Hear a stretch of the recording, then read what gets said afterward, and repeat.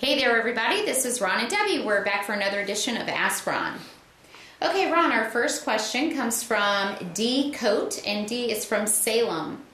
Hello Ron, I'm back with the same property, but with a twist. So you'll remember that this is from last week. I don't remember anything, D. This 4-3 home appraised at $475,000. All right, stop. This one's going to have a bunch of numbers on it, right? Yes. All right, if you guys are watching this, you better get a pencil to write these numbers down with, or we're going to get lost in this conversation. So we have a house that appraised for $475,000. Got it?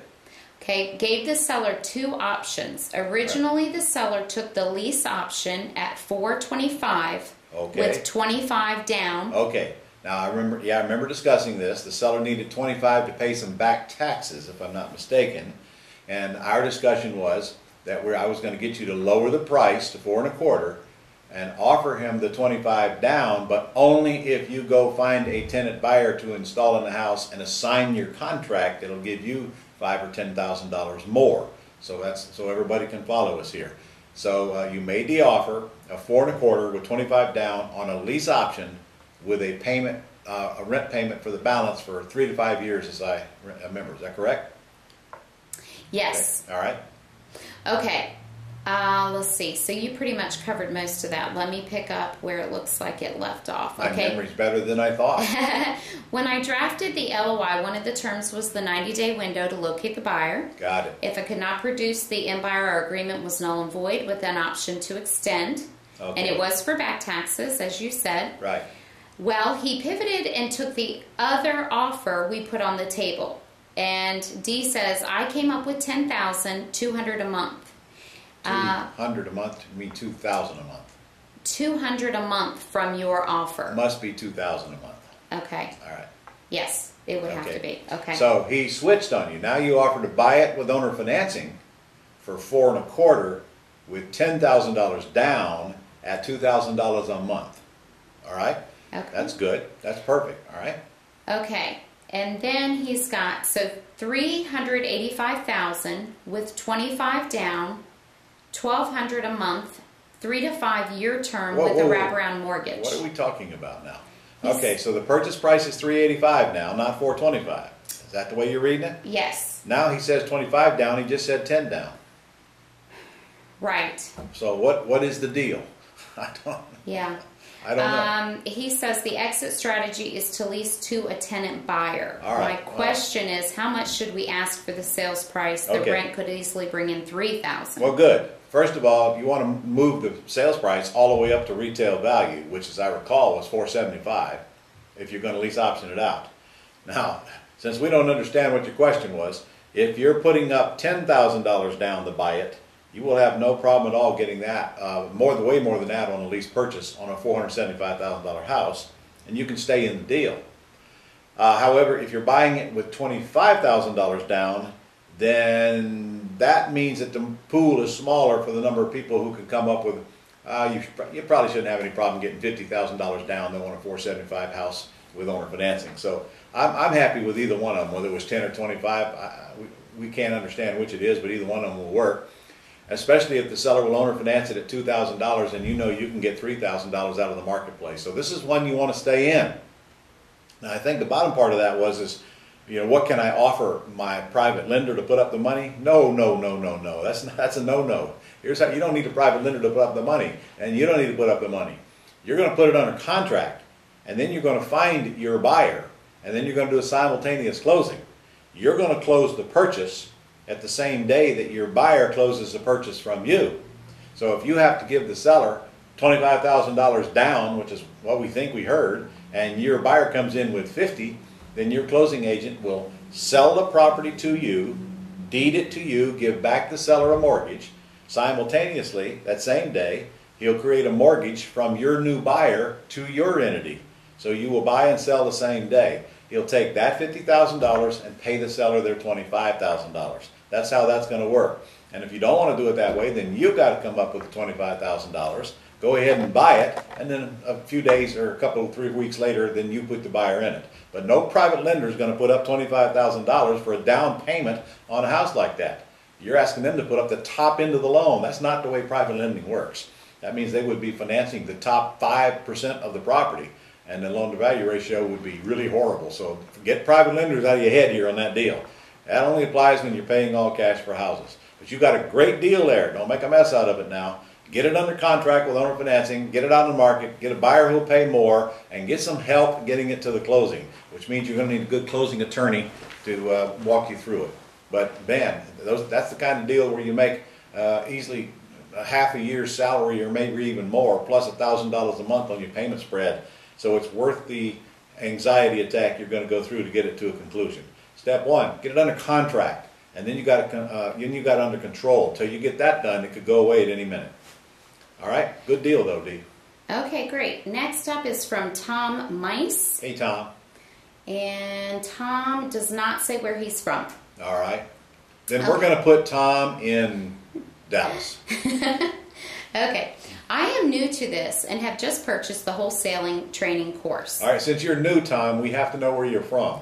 Make said note. Okay. Right. There is a vacant house around the corner from me. A young couple purchased it about 5 years ago, recently lost it, and I think bank owns it now. No sign in yard, just sitting there vacant now for about 2 to 3 months.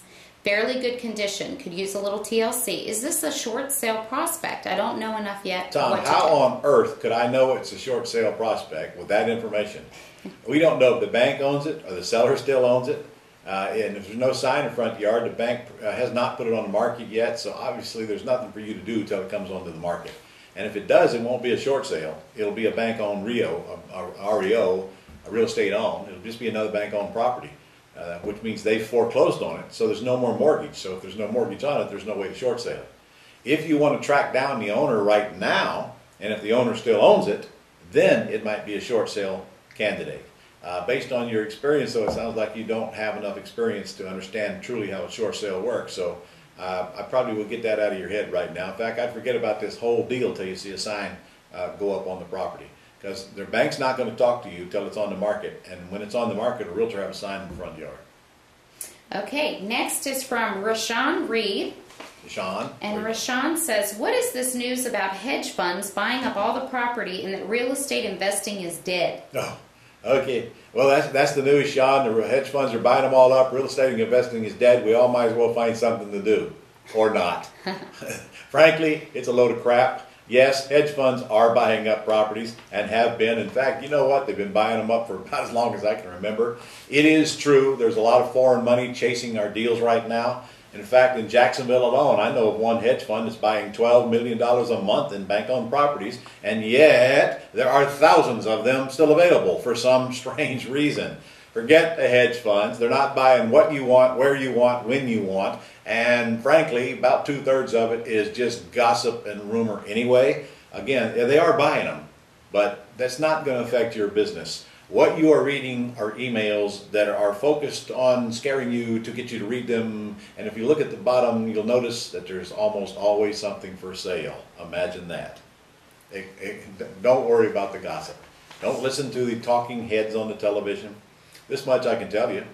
I've been buying and selling houses for 31 years now. I can't even remember how many houses. Stopped counting years ago at 2000. I buy and sell 6 to 12 per month, every month, right here in Jacksonville, and somehow I'm able to do that and never run across a hedge fund. It's amazing. Forget the hedge funds. Do you think Rashawn has heard the saying, don't listen to the morons, listen to more Ron? I don't know.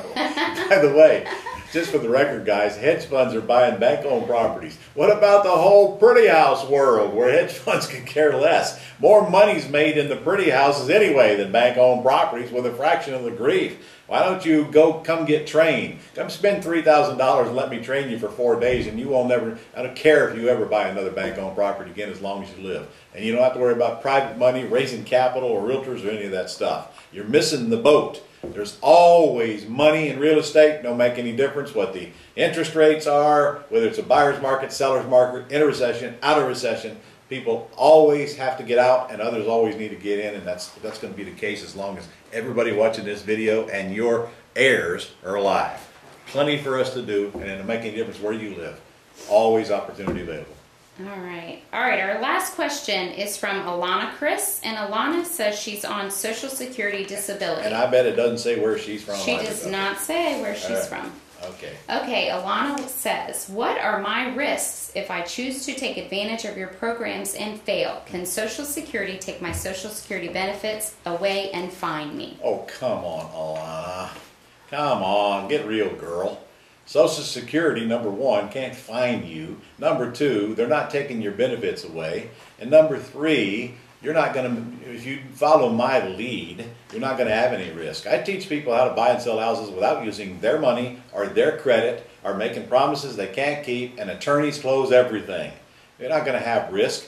And it's still legal in America to make money even if you're on Social Security. By the way, I'm on Social Security, just so you know. I just turned 66 in September, and I am now a proud recipient of Social Security. But it is not going to stop me from making money, Alana. So come on, get on the ball here, girl. Go out there and get yourself one $5,000 check a month by flipping one little old deal, and you won't care what Social Security does anymore. We call it social insecurity. And don't use it for an excuse not to do anything. Okay, and with that note, Ron, that's it. Oh, that's all? All right, I was on a roll there. All right, well, guys, don't forget, you're running out of time. You better get registered for the upcoming National Real Estate Convention, the New Age of Real Estate, and we're putting it, I'm telling you, every day that goes by, this thing gets better and better and better and better. In fact, stay tuned, because you're about to see a video with Tish, my executive assistant, and Jennifer, my COO, and they're doing a special class called Ron's Angels. And we got some really cool stuff. Giving away a bunch of prizes. We're getting a truck wrapped right now. It's going to look pretty cool. And we got some really, really good talent lined up. And I'm doing some special events just for you guys. I'm creating some special talks, addressing some new age needs, some subjects that need addressing. We're going to have the best of the best there. And I promise you it's going to be 5 days. And don't forget, on that first day now, it's an all-day ACTS seminar with Scott and myself. The whole day. It's a focused all-day seminar. And you can get to that seminar whether you're on a general admission ticket, which is free, or whether you're a platinum pass. Now, I want you to go to newagewithron.com and buy a platinum pass, because you're going to hate yourself if you don't, because it's the one that's got all the goodies, including the banquet ticket where you can get into the banquet and get a dinner and get a Vegas stage show. And by the way, if you don't buy a platinum pass now, you won't get in the $5,000 cash drawing on Sunday or the truck drawing. You'll get into all the other drawings. So anyway, go explore it. newagewithron.com. Time's running out. Orlando, January 23rd through the 27th. Very inexpensive trip. And in case you haven't looked, Orlando is the cheapest destination in America to buy airfare to. Go check it out for yourself. So get registered right now. We are filling up. In fact, we're going to have a real good group of people there from the United States and Canada. It'll be a great event. So I'll see you there. And by the way, I guarantee you perfect weather in Orlando, January 23rd to the 27th. It's in our contract. Bye.